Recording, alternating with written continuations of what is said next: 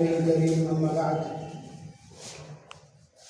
أعوذ بالله من الشيطان الرجيم بسم الله الرحمن الرحيم واعتصموا بحبل الله جميعا ولا تفرقوا واذكروا نعمة الله عليكم إذ كنتم أعداء فألف بين قلوبكم فأصبحتم بنعمته إخوانا. وقال النبي صلى الله عليه وسلم مثل المؤمنين في توادهم وتراحمهم كمثل جسد إذا اشتكى منه عضو اشتكى سائر الجسد بالسهر والحمى. پہلی بات تو میں کہہ دوں میں رب نہیں بلکہ عبدالرب، تو اس لیے عبدالرب کہا جانا چاہیے. میرا ٹائٹل عبدالرب ہے، رب پالنے والے کو کہتے ہیں. ان کے میدان کی بات وہ بھی ایسی چیز ہے کہ جس کی اصلاح کی ضرورت ہے. قانونی طور پر اویئرنیس کس کو اٹھا کر کے لے گئے اور اسے معلوم ہونا چاہیے کہ مجھے کس بنیاد پر اریسٹ کیا جا سکتا ہے، کب پولیس گھر میں گھس سکتی ہے، کس طرح اس کی پیروی کروں. اب میں ایک عالم ہوں، مولانا صداقت حسین صاحب نے انتہائی بنیادی باتیں کی. میں انہیں کو صرف آگے بڑھا رہا ہوں اس لیے کہ آپ جانتے ہیں میرے اندر ایک عالم کی روح ہے تو بولیں گے وہیں سے. اور ظاہر سی بات ہے کہ حل اکلوتا اس مجلس کا آغاز بھی وہیں سے کیا گیا تھا. ہم اہل ایمان ہیں، خود سے کوئی نیا لائے ہے ہم تشکیل دے نہیں پائیں گے. ہم کو قرآن اور سنت سے ہی استفادہ کرنا ہو. اس لیے کہ آپ جانتے ہیں کہ بدر سے لے کر کے اور جنگ آزادی تک کبھی بھی ہمارا مقابل ہم سے کم نہیں تھا، دوگنا تھا. تو آپ سمجھیے کہ اگر آپ اعداد و شمار پر آئیں گے، اسباب پر آئیں گے تو ہندوستان میں آپ گھٹنوں لے کر بیٹھ جائیے اطمینان سے، اس لیے کہ لکھت میں آپ 14% ہیں اور آپ کے مقابل 82% ہیں. اور سسٹم کے اعتبار سے یہ کوئی تقابل نہیں، کوئی مقابلہ نہیں. اس کے علاوہ وہ اقتدار پر بھی قابض ہیں، حکومت اور سارا سسٹم ان کے پاس ہے. جوڈیشری سے لے کر کے اور مواصلات تک، ذرائع ابلاغ تک سب ان کے قابو میں تو آپ ہیں گا. اس لیے آپ یاد رکھیے کہ ہم زندہ ہیں، زندہ تھے اور رہیں گے، اور جب تک ہم زندہ ہیں یہ استادہ قائم ہے کائنات کا، جس سے ہم نہیں ہوں گے تو ختم ہو جائے گا. بات یہ ہے کہ اتحاد سے قوت پیدا ہوتی ہے، انتشار کو ختم کیا جانا چاہیے. یہ ایک فکر ہے اور میں سمجھتا ہوں کہ پچھلے چند سالوں میں یہ خلیج پٹی اور یہ جو گلو ہے اس کو ہم نے کم کیا اور جتنا بھی پول تھا اس کو ہم نے برج کیا. ابھی اس مجلس میں جو گفتگو علماء کی کردار کشی کی سنی، وہ اس طرح کی اتحاد پیدا کی جانے مجلسوں میں بڑی نامناسب. آپ کے پاس جو حل ہے وہ پیش کی جاتا ہے، مثبت قسم کا قدم. مثال کے طور پر ہمارے پاس 2 ایسے دھاگے ہیں جس میں امت کے ایک ایک فرد کو پرویا جا سکتا ہے، چاہے وہ کسی مسلک اور کسی بھی مذہب سے تعلق رکھتا ہو. نمبر 1 قرآن کریم. اللہ تبارک و تعالیٰ خود کہتے ہیں وَاعْتَصِمُوا بِحَبْلِ اللَّهِ جَمِيعًا. اللہ تعالیٰ کی اس رسی کو مضبوطی سے پکڑ لو. وَلَا تَفَرَّقُوا، اور منتشر نہ ہو، اس کو پکڑ لو. قرآن کریم کے جو اصول ہیں، آپ کے نظریاتی اختلاف ہو سکتے ہیں، آپ کے چھوٹے چھوٹے مسلکی اختلافات ہو سکتے ہیں، لیکن اس سے قرآن کریم کی اس رسی کو چھوڑنا لازم نہیں آتا. قرآن کریم کی رسی کو آپ تب بھی پکڑے رہ سکتے ہیں، اس لیے کہ ہمارا یہ عقیدہ ہے کہ قرآن کریم کو چھوڑنے والا کافر ہو جائے گا، وہ ہم میں سے رہے گا ہی نہیں. وَلَا تَفَرَّقُوا، اور آگے جو آیت ہے، آگے آیت کا جو جملہ ہے اسے بھی دیکھیں. وَاذْكُرُوا نِعْمَتَ اللَّهِ عَلَيْكُمْ، اللہ تعالیٰ کی نعمت کو یاد کرو. اِذْ كُنْتُمْ أَعْدَاءً، جب تم دشمن تھے. فَأَلَّفَ بَيْنَ قُلُوبِكُمْ، پھر اللہ تبارک و تعالیٰ نے تمہارے بیچ محبت اور محبت پیدا فرمائی. آپ یہ سمجھیے یہ مدینہ منورہ 2 قبیلوں انصار کے 2 قبیلوں پر مشتمل تھا، ایک اوس اور ایک خزرج، اور ان میں صدیوں سے لڑائی چلی آ رہی تھی. نبی اکرم صلی اللہ علیہ وسلم نے ان کو متحد کر دیا. پھر کسی کے لیے پہچاننا بھی ممکن نہیں تھا کہ کون کس قبیلے کا. تو اس کا تذکرہ کر رہے ہیں کہ ہم ان بدویوں کو متحد کر سکتے ہیں، یعنی مکہ مکرمہ کے رہنے والوں کو اللہ تبارک و تعالیٰ کے فضل سے نبی اکرم صلی اللہ علیہ وسلم کی تربیت اور تعلیم سے اتنا متحد کر دیا کہ خود قرآن کریم نے کہا سورہ صف یا ایھا الذین آمنوا لم تقولون ما لا تعلمون ما لا تفعلون کبر مقتا عند اللہ ان تقولوا ما لا تفعلون ان اللہ يحب الذین یقاتلون فی سبیلہ صفا کأنہم بنیان مرصوص. ان صحابہ جو روزانہ مکہ مکرمہ کے زمانے جاہلیت میں روزانہ تلواریں چلاتے تھے، ان کے بارے میں قرآن کہتا ہے کہ سیسا پلائی ہوئی دیوار ہوتے ہیں جنگ میدان جنگ میں، کہ جنہیں بھید پانا اور جنہیں منتشر کر پانا ناممکن ہے. اللہ تبارک و تعالیٰ بتاتے تو یہ اتحاد قرآن کریم کیا تھا. اور اس کے علاوہ ابھی جو اصول ذکر کیے ہیں، قرآن کریم کا سب سے بڑا، اسلام کا سب سے بڑا ٹائٹل ہے خیر الناس من ينفع الناس.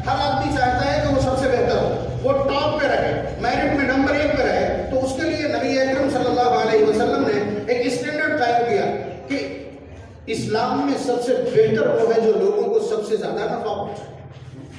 اب وہ وکیل ہے تو اپنے پیشے سے اس نفع پہنچا سکتا ہے, وہ اپنے پیشے سے نفع پہنچا سکتا ہے. ایک عالم ہے تو اپنے پیشے سے نفع پہنچا سکتا ہے. ایک ماسٹر اور ٹیچر ہے تو وہ اپنے, ایک دکاندار ہے تو وہ اپنے سے نفع پہنچا سکتا ہے. یعنی اگر کاروباری ہے تو کاروبار کے جو اصول ہیں دیانت اور امانت کے وہ دکھلائے, اور اگر ایک وکیل ہے مظلوموں کی فریاد رسی کرے, اور ایک ٹیچر ہے تو وہ جنریشن بلڈ اپ کر کے دکھائے, ایک عالم ہے تو قرآن و سنت کی روشنی معاشرے میں پھیلائے. ہر ایک کا اپنا شعبہ ہے, ہر ایک کا اپنا میدان. اور یہ دیکھ لیجئے کہ مسلک اور مشرب کی بات کرنا, جو آدمی ہر شخص کو نفع پہنچاتا ہو اس کے اوپر کبھی مسلک کا لیبل نہیں لگتا. یہ بیکار کی بات ہے. مجھ سے زیادہ مجھے نہیں لگتا اس شہر میں کسی کو فنڈامنٹلسٹ سے سب سے زیادہ سخت کہا جاتا, مجھے تو نہیں لگتا ہے. اس کے باوجود میں اس مجلس میں موجود ہوں. تو جو جس کو نفع پہنچائے, نفع پہنچانے والے کا مذہب تک نہیں یاد رہتا لیکن آپ مسلک کی بات کر رہے ہیں. تو اسلام اتنے نچلے استر سے قیادت کرتا ہے کہ آپ کی پہچان ہو جائے گی اور آپ کے سارے ٹائٹل ختم ہو جائے گا, آپ انسانیت نواز ہیں. نبی اکرم صلی اللہ علیہ وسلم نے ایسے وقت صحابہ نے آگے کہا تھا کہ ہم لوگ جھاڑ پھونک کرتے ہیں, کوئی بخار کا منتر جانتا ہے, کوئی اس کا بچھو کاٹے کا منتر جانتا ہے, کوئی نظر کا جانتا ہے. تو حضور نے فرمایا عارضوا علیہ رقاکم, کیا کیا کلمات بولتے ہو وہ مجھے سناؤ. تو اس میں جو شرکیہ کلمات تھے ان کو الگ کر دیا, باقی کو اوکے کر دیا. اس وقت حضور نے یہ فرمایا تھا من استطاع منکم ان ينفع اخاه فلينفعه, تم میں سے جو آدمی اپنے بھائی کو جس طرح بھی نفع پہنچا سکے اسے چاہیے کہ وہ نفع پہنچائے. آپ دیکھ رہے جو بھی بنیاد ہو, بھائی آپ کسی کو کھانا نہیں کھلا سکتے تو اچھے بول تو بول سکتے ہیں.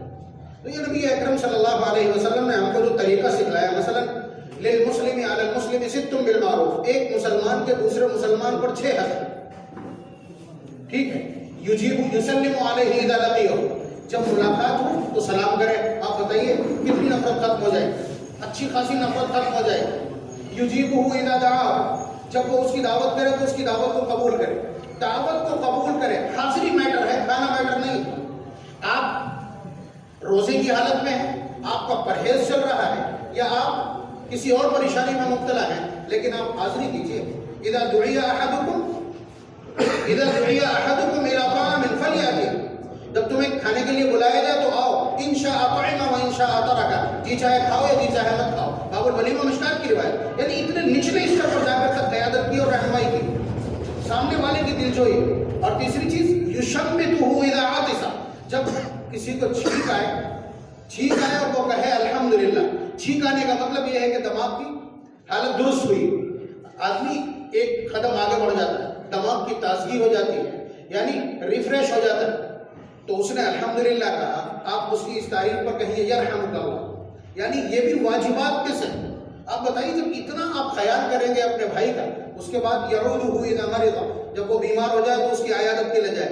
ویتبع جنازتہ اذا مات, اس کے جنازے میں شرکت کرے جب وہ انتقال کر جائے. تو اس طرح کے حقوق اگر اپنائیں گے تو مسلک جانے کہاں پڑا ہو, مسلکی اختلافات جانے کہاں ہوں گے.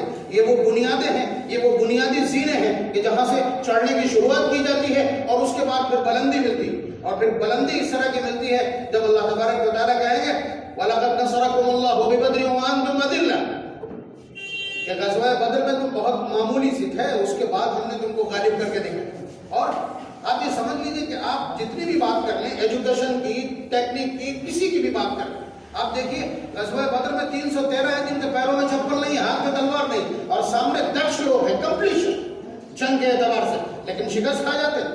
آپ اسباب پر تکیہ کر کے نہیں بیٹھ سکتے, آپ اسباب کو بنیاد نہیں بنا سکتے.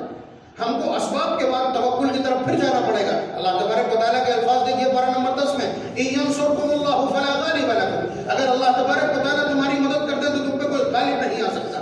وَإِن يَخْذُلْكُمْ, اور اگر وہ تم کو ذلیل کر دے, فَمَنْ ذَا الَّذِي يَنْصُرُكُمْ مِنْ بَعْدِهِ, کون ہے جو تمہاری مدد کر کے تم کو شکست سے بچا لے گا. تو یہ بنیاد ہے. قرآن اور سنت یہ دو ایسے دھاگے ہیں جس پہ اس دھرتی پر پلنے والے ایک ایک شخص کو پرو کر کے متحد بنایا جا سکتا ہے. تو یہاں نچلے اس طرح ان چیزوں کی شروعات کی جائے. یہ جو پیمانے ہیں اس کے لیے بھی تعارف حاصل کیا جائے کہ نبی اکرم صلی اللہ علیہ وسلم نے انتشار کا مختصر حضور نے, میں اس میں سے سب سے پہلا جملہ لے رہا ہوں, اتحاد کسی پیڑ میں نہیں لگتا، نہ کسی ٹیبلٹ کا نام. اتحاد محبتوں کے رشتوں کا نام، اور محبت ایک دل کی کیفیت ہے، یہ آپ جانتے ہیں. اور اللہ تبارک و تعالیٰ نے اس کو اپنی طرف منسوب کیا، فرمایا وَأَلَّفَ بَيْنَ قُلُوبِهِمْ. وہی بات کہ ہم نے مدینے والوں کو متحد کر دیا آپ کے لیے. لَوْ أَنفَقْتَ مَا فِي الْأَرْضِ جَمِيعًا مَا أَلَّفْتَ بَيْنَ قُلُوبِهِمْ. اگر تم زمین کا سارا خزانہ صرف کر دیتے انہیں متحد کرنے کے لیے تو ممکن نہیں تھا، ہم نے کیا متحد. یہ اللہ تبارک و تعالیٰ کے الفاظ. تو اتحاد دل کی کیفیت یعنی محبت سے پیدا ہوتا ہے. اس کے سلسلے میں نبی اکرم صلی اللہ علیہ وسلم کا ایک ارشاد فرمایا لا يدخلون الجنة حتى تحابوا. تم لوگ اس وقت تک جنت پہ داخل نہیں ہو سکتے جب تک کہ آپ محبت نہ کرنے لگو. اولا ادلکم علی شیء اذا فعلتموه تحاببتم. کیا میں تمہیں ایسی چیز نہ بتاؤں کہ جس کے کرنے کے بعد تم سب آپس میں متحد ہو جاؤ اور محبت کرنے لگو؟ صحابہ نے فرمایا ضرور بتائیں. تو حضور نے بتلایا افشوا السلام بینکم، کہ تم سلام کو آپس میں عام کر دو. اس کو آپ دھرتی پر جا کر کے جب آپ سمجھنا چاہیں تو بہت آسان. ایک آدمی آپ کو ملتا ہے اور چہرہ پھیر لیتا ہے، آپ بھی اس سے ملتے ہیں تو چہرہ پھیر لیتے ہیں. ایک بار صرف ہمت کر کے آپ اسے سلام کر دیجیے. آپ بتائیے سب کچھ ختم ہو گیا کہ نہیں؟ اس کے دل سے نفرتیں سب کے سب ختم ہو جائیں گے. اور آپ اگر یہ آپ کو ہچکچاہٹ اور ہیزیٹیشن ہے شروعات کرنے میں تو سن لیجیے نبی اکرم صلی اللہ علیہ وسلم نے فرمایا ان اول الناس باللہ من بدأ بالسلام. اللہ تعالیٰ کے سب سے قریب وہ شخص ہے جو سلام میں شروعات کرے. تو یہ بہت چھوٹی چھوٹی سیڑھیاں بالکل دھڑاکن پر ایسے حقائق ہیں. بڑے لوگوں نے بڑی بات کی ہے، میں چھوٹا ہوں میں نے چھوٹی بات کی ہے. یعنی بالکل بنیاد سے جب ہم اٹھیں گے کم از کم ہمارا سلام و کلام جس سے منقطع ہے شروع کر دیجیے. اور اس کے بعد اس طرح کی چیزیں جس کا آغاز ابھی مولانا صداقت صاحب نے کیا تھا ان کو میں نے احادیث کے اس سے مسترد کر دیا، 6 باتیں میں نے کہہ دی. تو اگر ان چیزوں میں ہم پارٹیسپیٹ کرنے لگے تو مسلک اپنے آپ طاق پہ چلا جائے گا. آپ سمجھ رہے ہیں؟ تو اس لیے یہ بنیاد ہے، اسلام کی بنیاد ہے. اسے اسلام کی بنیادی تعلیمات سمجھ کر جب اپنائیں گے اللہ تبارک و تعالیٰ ہماری ذاتی زندگیوں میں بھی اور معاشرے میں بھی برکت عنایت فرمائیں گے. اور یہ سمجھ لیجیے جو غلطی جو ہو رہی ہے وہ یہ کہ ایک ہے ہماری انڈیویجول لائف یعنی انفرادی زندگی جو ہم اپنے میں جیتے ہیں کہ ہم اپنی دیکھ بھال کرتے ہیں، اور ایک ہے سوشل لائف یا اجتماعی زندگی یا ملی زندگی. اس کے لیے بھی ہمیں فکر. ہم نے ملی زندگی کو بالکل تیار دیا. ہم اس پوزیشن میں تک نہیں ہے کہ بچہ اگر برائی کر رہا ہے تو ہم اس کو ٹوک سکتے یا فادرشپ میں اتنے کمزور ہو چکے. تو ظاہر سی بات ہے کہیں نہ کہیں جو سوشل لائف ہے ہماری، جو اجتماعی زندگی ہے، ملی اعتبار سے جو ایک سوچ ہوتی ہے، ایک نظام ہوتا ہے، ایک ترتیب ہوتی ہے، وہ ہم نے کہیں نہ کہیں گنوا دی. تو بہرحال نیچے سے چلیں گے اور پھر ہمارے جتنے بھی احباب یہاں تشریف فرما ہیں وہ اپنے اپنے طریقے پر اگر ملت کو سہارا دیں گے تو امید یہ ہے کہ یہ اختلافات خود بخود ختم ہو جائیں گے اور اتحاد کے حالات پیدا ہوں گے. اور پھر اس کی بھی ضرورت ہے کہ ہم میں سے کچھ لوگ اسلامی سیاست کو متعارف کرنا ہے. آخری جملہ بولنے جا رہا ہوں، اسلامی سیاست کو متعارف کرنا ہے. دیکھیے بہت بڑا فرق ہے. آج کی سیاست کا حال یہ ہے کہ جو شخص ممبر پارلیمنٹ ہو جاتا ہے تو اس کے آگے اور اس کے پیچھے 2 یا 3 گاڑیاں ہوتی ہیں، بلیک کمانڈوز ہوتے ہیں، یعنی اسے خود سرکشا کی ضرورت ہے. اور ہمارا خلیفہ جو 60 لاکھ مربع مائل کے اوپر حکومت کرتا ہے، فرمانروائی کرتا ہے، جس کی توتی بولتی ہے، قیصر و کسریٰ کے سامنے اس کا نام لیا جائے تو رونگٹے کھڑے ہو جاتے ہیں. اس کا حال یہ ہے کہ سارا مدینہ سوتا ہے اور گھوڑا لے کر کے پورے مدینے کی دیکھ بھال کرتا ہے. یہ اسلامی سیاست اور آج کی سیاست میں فرق ہے. سید القوم خادمہم، یہ سب سے جلی عنوان ہے اسلامی سیاست.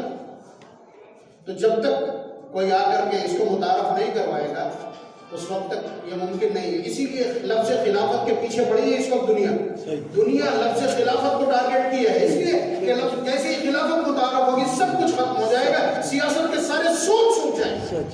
بہت پریپلان اس لفظ کے اوپر، جس طرح جہاد کے لفظ کو پہلے انہوں نے نشانہ بنایا اور آج پوزیشن یہ ہے کہ آپ یہاں کھڑے ہو کر کے اپنوں میں تک بات نہیں کر سکتے. اور اسی طرح سے خلافت کے اوپر، اس لیے کہ خلافت ہی آخر کار ہم کو نجات دلائے گی. حضرت مہدی آئیں گے اور اس کے بعد میں تملأ الارض قسطا وعدلا كما ملئت ظلما وجورا. تو اللہ تبارک و تعالیٰ ہمیں اپنی بنیادیں درست کرنے کی توفیق عنایت فرما دے. قرآن و سنت کے دھاگے میں ہم سب کو پرو دے اور قرآن و سنت کی رسی کو مضبوطی سے پکڑ کر کے ہمیں اتحاد برپا کرنے والا بنا دے. اور اس کے لیے ہمارے ہر طبقے کو، ہمارے ہر فرد کو، خاص طور سے یہاں آنے والوں کو قبول فرما لے. واخر دعوانا الحمدللہ.